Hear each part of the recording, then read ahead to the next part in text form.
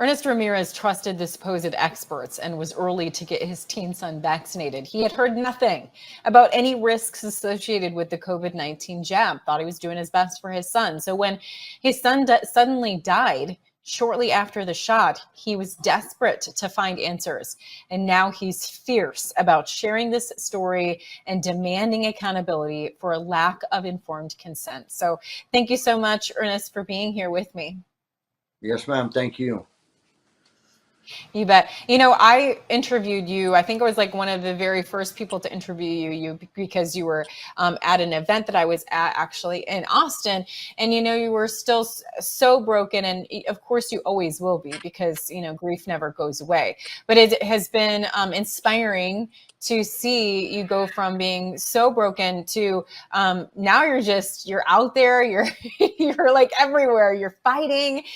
You have the vehicles and the truck that has the message about Pfizer murdering your son and all of the inspirational messages that you were in your jacket. I mean, it's just been wild to see the personal growth that such a tragedy has afforded you. What's that been like? Well, like I said at first, I didn't realize it affected everyone. Excuse me. I thought it was just me and my son, something that happened to us until I met with Senator Ron Johnson. I met all the vaccine injured. And then I realized it's not just about me and my son. It's, people around the world. So the best part was I met little Maddie DeGarry. I love that little girl. And for her being injured from the same Pfizer and bound to a wheelchair now and on a feeding tube, that gave me strength. I said, I don't just have to fight for justice for my son. I need to fight for all my vaccine injured people. So that's why I started traveling everywhere. Now I can actually say I've been around, international also because I just returned from Switzerland and I met hundreds of people over there also in the same situation. And uh, I just feel like God put me in this position because He needs His people to fight for Him. People are just so blinded by what we're being told, and they're not being told the truth, like I wasn't. So, and people tell me, they can't believe that I'm here alone. How come I don't ever leave my house? I said, I have nothing else to do in life. Why am I going to go out and try to enjoy life if I don't have my son with me? But when I meet up with my vaccine injured people, I consider them family. And I've always said this, they actually recharge my batteries. They give me the energy to continue fighting because they're going through so much hell and I see it. When I see them, they can be with me and they're smiling and they're happy. But then after an event, I see the actual effects that they take on because their body cannot withstand any type of interaction with people. The following day, they'll be bedridden. They can't really do anything. They just get overwhelmed. And like I said, a lot of people don't see this. They'll see us somewhere, they want to talk to them and everything, and I have to pull them away because I know what's going to happen to them. Like I said, people don't they think I'm trying to be mean. No, I'm trying to be protective. I don't want them Yeah. in that position because I see it all the time. So, So we're talking about how this has changed your life dramatically. I mean, the obvious reason is he was your only son, and he was taken from you because of bad information, lack of informed consent. But what kind of a person were you before this? I mean, I imagine this has gotten you more into politics, more into activism. What kind of person were you before all this happened? before, my world was just me and my son. All I worried about was us being happy. We're always together. My main concern is what are we going to do this weekend? Are we going to go fishing? Are we going to go, shooting the rifles, just to entertain ourselves? Play baseball. He loved baseball. So, when it wasn't baseball season, we're doing other things. But during baseball season, oh my God, He was addicted. I love that. He put his heart into everything he did. So, that was our favorite pastime, just spending time doing things together. We really never did anything apart.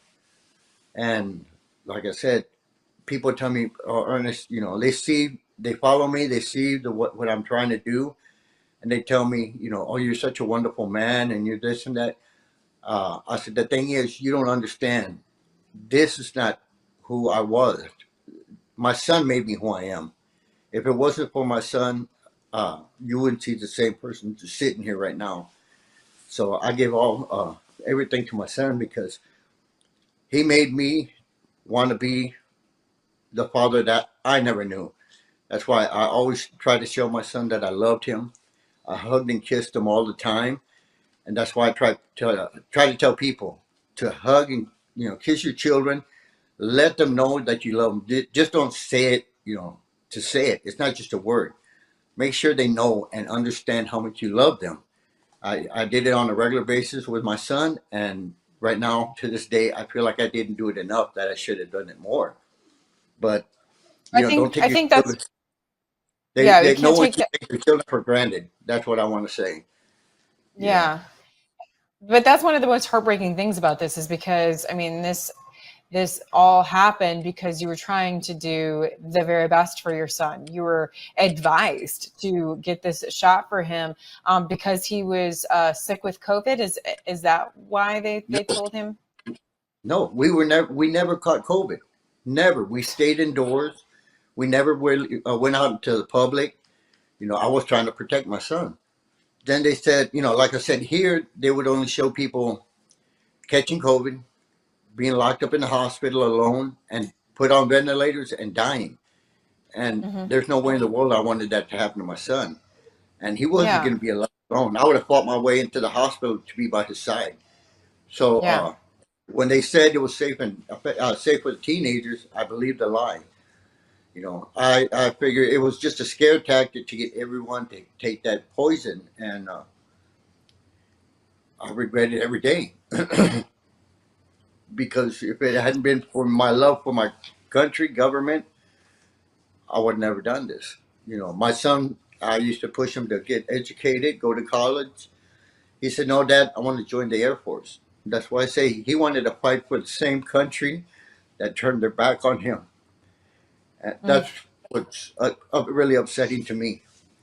I taught him how to love God and how to love country, and for them to do this to him, not even care, not even any type of I'm sorry, condolences, nothing. I mean, I just recently received a letter from Trump, condolence letter, and then after that, I posted it so everybody could see at least, he noticed that, my son's story. And then after that, I met Bobby Kennedy several times, and he also asked me to get on his podcast. But the thing is, we're 3 years into this already, maybe a little over, and it takes you this long to reach out and talk to me. I mean, Yeah. like I said, I've never been into politics. The way I looked at politics is everyone promises the world, and when they get in position, they forget about their promises. But now, like I said, I'm getting drawn more into politics now, and I don't want to be a part of it really. My only concern is to stand up and protect those that are around me because I always tell my son that, you see somebody being bullied or anything, you step in for that person. You need to protect the weaker. And if I don't do this, I know my son would be telling me, Dad, you need to practice what you preach. That's why I'm so hard about trying to get the word out, trying to, take care of my vaccine injured, because like I said, I know some that are living in their cars. They don't have any money. And like I've said several times before, they don't know whether I should buy me a sandwich to eat or do I use the money to buy my medication to get me through the next day. And, me personally, if I do something to upset or harm you, and I know I did wrong, I'm going to try to take care of you or help you some way so you don't talk bad about me. That's the least I can do. Why isn't our government doing that? You're so concerned about me talking out. and you're trying to censor me and label me as, you know, misinformation or whatever. Why don't you, take care? Let me see you take care of my vaccine injured. Pay some of their medical bills. Help them to try to get better, and maybe we wouldn't talk out so loud against you. It's an election year Yeah. now, and you're worried about getting up in position. You know, you want to get in position, help us, help the people. That's Yeah. what they're supposed to be there for. Well, you mentioned that it's been years now, and there's not been a whole lot of action that we've seen on the accountability front. Earlier in the show, I shared a story about the AG in Kansas suing Pfizer for being misleading. What would you like to see happen? Why is there so little AGs doing this, demanding accountability, and what do you want to ultimately see done? The thing is, they don't want to be put out there because they're worried about losing their positions. They're more worried about their jobs than their people. Elected Mm. officials were there for the people, so they need to step up. They need to help our everyone. I'm proud of that gentleman for doing that. And what I actually would love to see is everyone that's been involved in this big lie they threw on all our people. They need to be convicted. I've never Yeah. wished any death or anything on anyone, but I need them convicted, charged with murder, child abuse, injuries, and they should be stripped of all their finances. Everything they profited off of everyone dying and injured, that money should be taken away and given back to the people. So we can, Absolutely. like I said, they shipped the first shipment of 400, what was it, $400 billion overseas to a country that doesn't respect us and laugh at us because the man we have up there right now. If I had that 400 billion, can you imagine how many hospitals I can build, or how many clinics for my vaccine injured? That's the least they could do. Why make money and ship it somewhere else when we have starving children here? We have homeless vets. We have vaccine injured. And I've said this is a bioweapon that they put on us. So we are actually casualties of war, and our people should be honored and respected and taken care of, not just thrown in the street like a piece of trash. That's just the Yeah. way I see things. It's really appalling, but you're doing your part, doing so much. Like you said, you're traveling, you're telling your story, you've made this a testimony and compelling, changing hearts and minds. But you also have ways to fund your efforts. You want to tell us about that? Yeah, I have a Give Send Go where people donate occasionally. Like I said, uh, I'm not asking to be rich because I'm not going to take it with me. I'm just trying to get to the next location, and I have the Give Send Go Justice for Ernesto. I have a Life You have Funder. this life funder? Yeah. Okay. Yes, ma'am. These are all good Christian-based groups.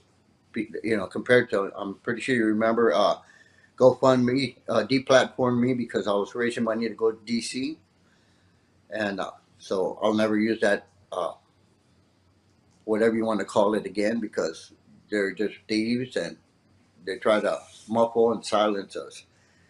So yes, people, they can donate there to help me continue traveling. I just got back from Austin.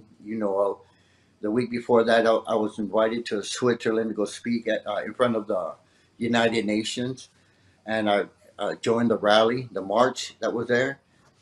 Uh, Next week, I was asked to be in Detroit, Michigan, and like I said, I'm trying to make my way to Florida. Also, I have vaccine injured there that want me to meet up with them.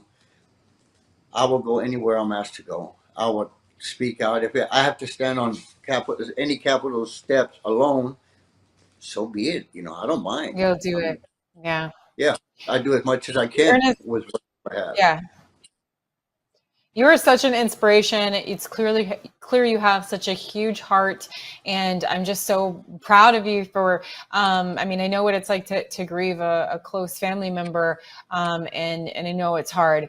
And I know he would be so proud of you. Like, I mean, to just keep going and trying to share the message and protect other lives. I mean, it's really remarkable. You're just such an amazing person. And I just want to encourage viewers to not only pray for you, but consider supporting Ernest in his efforts, because he's doing it. He's doing the thing. He's getting out there trying to spread the word and protect other people and demand accountability. So I know you just feel like one man, but know that there's like an army of us behind you cheering you on, Ernest. Yes, ma'am. I do appreciate that. Like I said, when I was in Geneva, I've heard people yelling my name on the other side of the barrier, and it was a mother. I walked over there to talk to her. She was crying, telling me her daughter was dying after receiving the Pfizer vaccine. And like I said, I'm not a politician. I am nobody of any importance. I've always believed God put me in this position to fight for His people. And all I could do was hug and try to comfort her. And I asked her, baby, I told her, you need to have faith and get close to God. Everything's going to be fine. No matter what happens or how we see things, we have to have faith in God. That's all I can say. I believe in my Yeah. good Lord and Savior. I may not be the best man in the world, but, I still have faith. If I can have faith after what I've been through, everyone should. Yeah. Well, Ernest, I'm out of time, but I so appreciate you, and we're going to keep up with you and keep us updated on what you're doing, because I want to support you.